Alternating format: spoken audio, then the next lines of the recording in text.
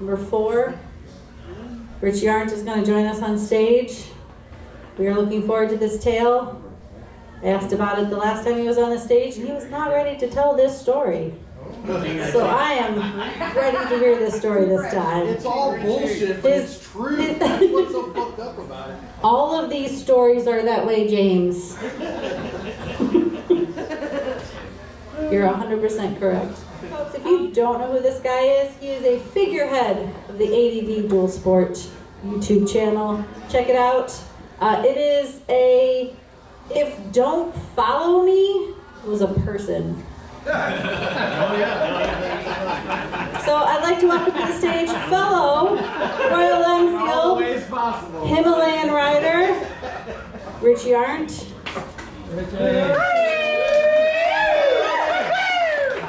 Last time I was here, I was a little ill, so my voice was going out.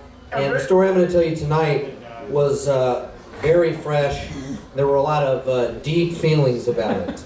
Months have passed, bygones be bygones. No lessons were learned, but it's a little softer of a blow now. My name is Richie. She introduced very well. I'm one of the figureheads of ADV Dual Sport. There's a channel and most of that stuff you guys can look at, but tonight we're here for the story. I usually wing it with bullet points, but the detail and pain from this one needed to be written down. So we're gonna stick to the script. We're not gonna skip anything. Need your glasses?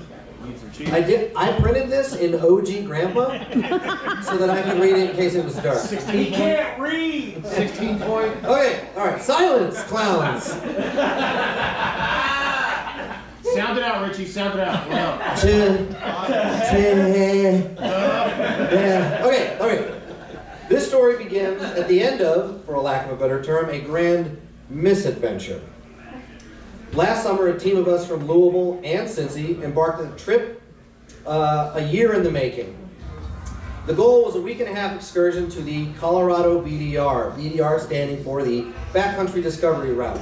If you are part of the adventure community, you know it. If you don't know it, look it up. They do really great work. It's free routes on some of the country's best off-roading that we have available. This would be a first for some, specifically to the BDR, and a return trip for a couple of us veterans. But this trip seemed cursed even before we left. We had one of the founding members of the group itself had some trouble with family, and he bailed 2 weeks before. So the guy that came to me, Nathan Barrier, and said he wanted to do a trip like this, had to bow out. And when that happens, you're like, well, he's kind of the whole reason we went. But there were other people that had taken that week and a half off. They had put some money into like the trailer situation. So we were at a crossroads of rescheduling, which would be damn near impossible, minus going another year out, or just going for it and saying, sorry, bud, we'll see you next time. We continued. We should have taken the hint. This was a sign. I don't have enough time in the day to explain how many wrong steps this trip took. Even before we left, there were guns involved, police. This is not a lie. This is real. But we're going to skip all that to the very crux of failure here. We get through the trip, we go across country, and there's scheduling, and we picked up a hitchhiker, and it was a lot of ups and downs emotionally for this trip, and it hadn't even begun yet. All we were doing was getting to the place, and most of us were pretty exhausted by the time we got there. Fast forward to the day of actually doing the route in Colorado. We had parked the vehicle, traveled for a day to get to the beginning of the route so that we could take the route backwards to the vehicle and just hop in when we were done. The day started strong as we left Telluride, Colorado, a small but bougie mountain town in the heart of the mountains and the beginning of the route we had chosen. Our first major obstacle was a mountain pass known as Ophir Pass. I don't know if anybody else here knows that. Oh yeah. Yeah, the captain's waving back there.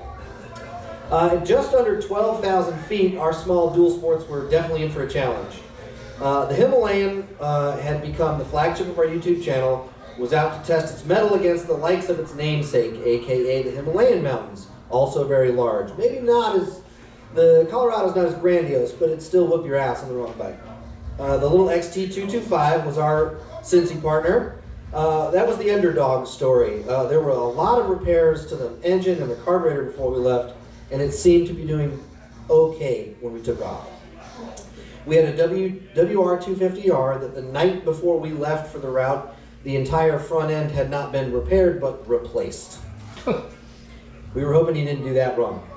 And then we had a KLX 250. That was our ace in the hole and seemed to be the one we wouldn't have to worry about. The rider was relatively skilled. The bike was fresh and brand new. We weren't worried about him. And the last bike came way out of left field, was the Honda ADV 150. How many of you know what that is? That is adventure scooter. It is an adventure scooter, and it looks like an Africa Twins underdeveloped Big cousin. ruckus? Yeah, big ruckus. That guy's sole purpose out there was to make overlanders look silly. As each of us piloted our machines over the pass, we felt the real adventure had finally begun. By the time we'd gotten and overcome the pass to get to the other side, we were all due for a safety fuel stop to make sure that we had topped off for the rest of the day. You don't want to run out of fuel on the pass. No. Maybe on the downside, you're not too bad.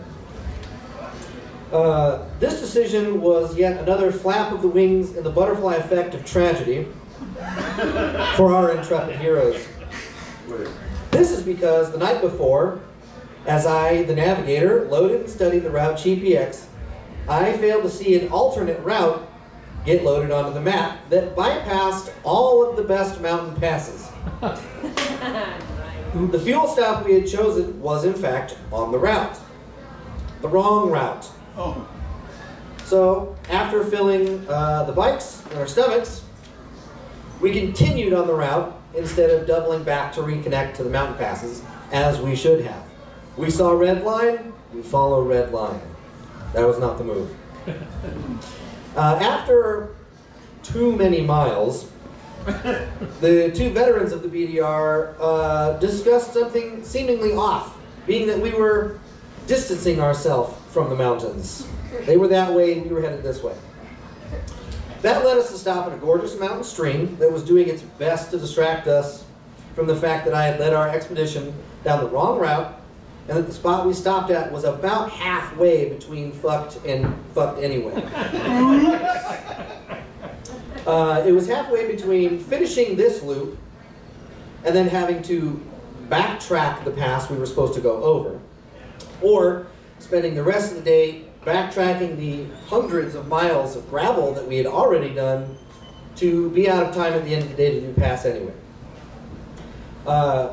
Either way, it was a consensus that it was a wash. We decided to continue forward to the next town for the night for rest and relaxation and to shrug it off as part of the adventure and tackle the mountains again the next day. At this point, I couldn't stop kicking myself as we continued the seemingly plain track into Lake City, which, funny enough, has been a location of importance. I think it might have been the second or third story. I told him it was like the wrenched one, where my CDI had failed on the NX. So I was looking forward to revisiting that town. But again, the wings of fate cast us into a different direction, and the track dipped through some rock formations and put us onto an amazing set of two-track that was like gorgeous dirt roads into this amazing valley, had this clear, like crystal blue river coming through. The shame of my navigational blunder had been dulled by the choice scenery, as well as a lighthearted conversation in the helmet comms. Half the group was in comms, half the group was not.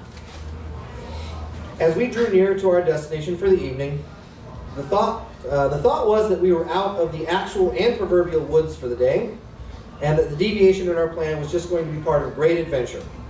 This was exactly when the butterfly of destiny turned into a dragon of fate and blew our trip off of its ass. As we approached the small town, we came upon a perfectly paved, flat, straight road with new paint and everything. And when you are on a motorcycle and you see that gorgeous bit of asphalt, you're gonna act a fool. Brother! All right, we're gonna take a break. Everybody give me your best brother right now. 1, 2, 3. With the day behind us, we were feeling pretty loose and entered what I'm referring to as the fuck around phase. I made eye contact with our W250 pilot. As the navigator, I am in the front. Our W250R was on my right. I locked my throttle at a steady 55 to 60 miles an hour, raised my right arm above me and to my right, give him the wiggle. We're about to do the moto tunnel. Your guy uses his left hand, his clutch hand's free, and you put your hands together, you stand up on the bike, and people get to go through you. That is the moto tunnel. Now, the thing about the moto tunnel, I do that, put my hand out. All but one of our party had, over the years of riding, done this with me before. So everybody's pretty familiar with it. The WR did his mental math and said, yep, we're going to do it. As he joined his sweet hand to mine, I announced in the comms that I wanted the ADV 150 to head in first. The ADV 150 applied the same formula of math and replied with a fuck that, no. Verbatim. At about the same time that he finished that sentence, another voice crackled through the comms with a very bold, I'm doing it. Which at the time I believed that I had convinced the 150. But that was not the case, as I could see the 150 on my left in the periphery. I quickly looked to see the KLX 250 had already entered said formation, and his front tire was now between both our back tires. We're in a reverse delta at this point. Oh. This is what I'm going to rephrase now. We're moving on to phase 2, which is the finding out phase. There is a graph, you can look it up online, the fuck around to finding out chart. Right. We were at the apex. It's the scientific method. Yes. It's the Eiffel Tower of Now, because of wind or imperfection in the road, the WR250 closes the gap a little bit between the Himalayan and I. Just a little bit more than the KLX is comfortable with, and he begins to try and correct his course and evade collision with the WR.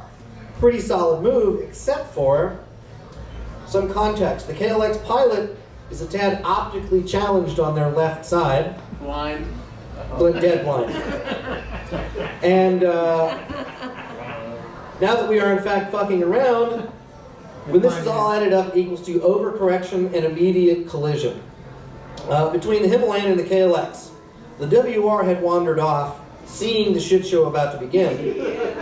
And by the time that the KLX had moved up and actually contacted the handlebars, because of ADV handlebars usually having hand guards and wind protectors, immediately locked up like deer antlers.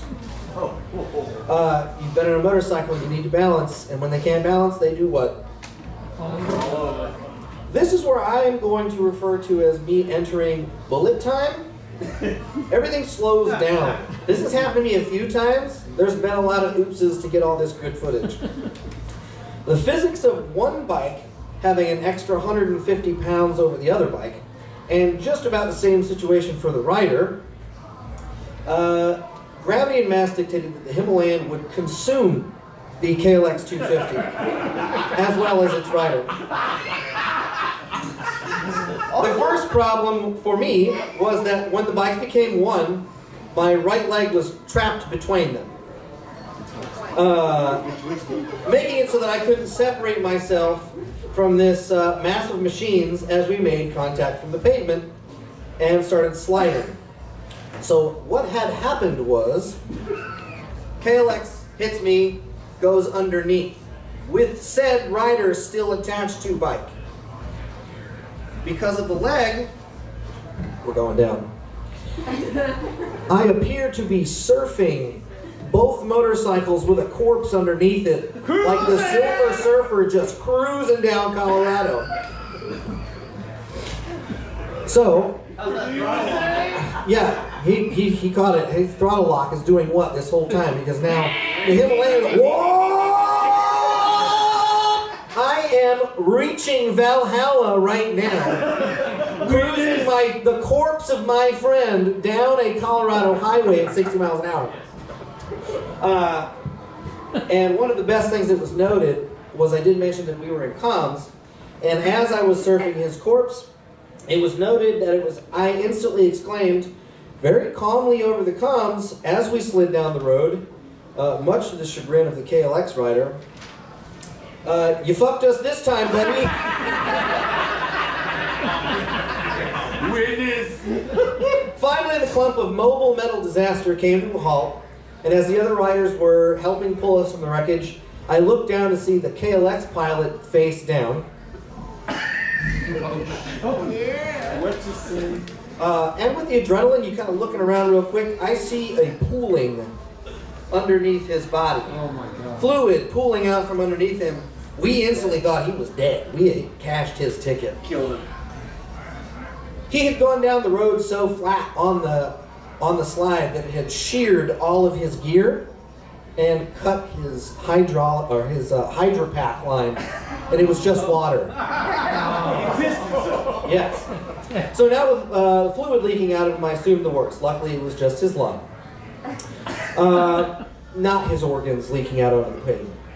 The KLX still got the worst of it, as he did suffer a pretty bad concussion and some cracked, sprained stuff going on. Let's just say he wasn't going to ride home that day. And as we arranged, a very generous passerby happened to be an ER nurse and knew that in the town 20 miles away there was a clinic. So we arranged for him to get to the nearest clinic, and I knew in my head that this was the almost actual nail in the coffin for the trip. So we cut it. That was it. I said, we can only take so many signs before you shut it down. We completely missed our route.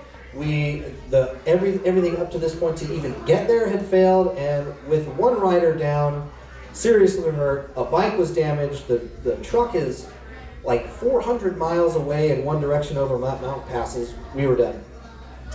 So the next 24 hours was spent making sure that A, our pilot was going to be okay, and B, how to logistically recover the damaged KLX, being that he and it took most of the damage. The Himalayan and I weren't unscathed, but band-aids were applied to man the machine, and the WR-250 pilot and I headed back to the truck. We raced back to the truck to officially call the trip. In summary, the fuck around and find out graph is real, and sometimes it exacts a price on the shenanigans. That being said, all adventures come with a little risk. Do what you can to mitigate the danger, but don't cut it out altogether, or you will never have fun on any of these trips. It's just that sometimes you've cashed in on so many good trips that go smoothly, you're going to have a bad one. It's not if, but When? Ride fast, take chances. Hey. there will come a day where the opportunity for this maneuver will present itself with these very same people, and we are probably dumb enough to try it again. Hopefully, without the oops this time. I'm going to call that right there. Thank you guys for coming out. And as always, at the end of the now 4-time returning, thanks season right now. Yeah. You think first.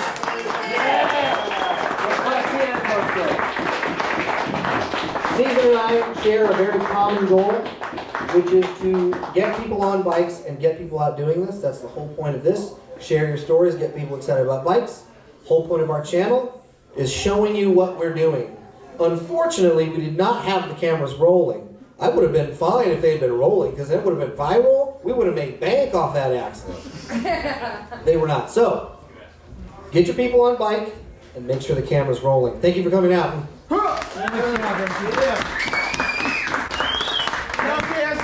Thank God you bought a Triumph. You're talking about me? Yeah. Yeah, Richie and I do ride the same bike, and I gotta say that if his Moto Monday trips go anything like that Colorado trip, I'm out. Just saying. But I am looking forward to joining a Moto Monday trip.